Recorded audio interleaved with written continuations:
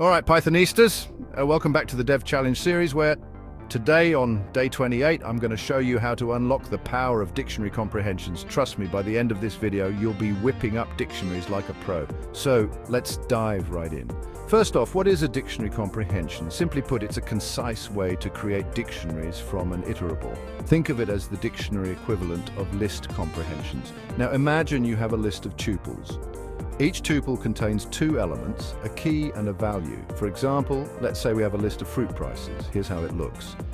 Python fruit underscore prices equal sign, apple 2, banana 1 and cherry 3. Pretty basic, right? But what if we want to turn this list of tuples into a dictionary? Dictionary comprehensions make this super easy. Here's the syntax Python. Key value for key value in iterable. Let's apply this to our fruit underscore prices list. Watch closely.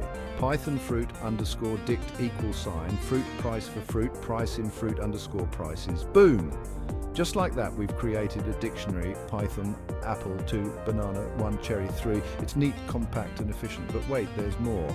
Dictionary comprehensions can also handle complex logic. Let's say we only want fruits that cost more than $1. We can add a condition right into our comprehension.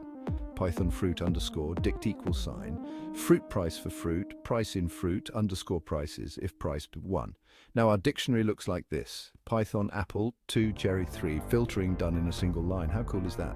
All right, let me hit you with one more example. Suppose we want to create a dictionary where the keys are fruit names, but the values are their prices squared. Easy peasy. Python squared underscore prices equal sign, fruit price asterisk asterisk 2 for fruit, price in fruit underscore prices. Now we get Python apple 4, banana 1, cherry 9. Dictionary comprehensions save you time and make your code more readable. Plus, they look super slick. So there you have it. Day 28 of the Dev Challenge complete. You've unlocked the power of dictionary comprehensions. Go ahead, give it a try in your own projects.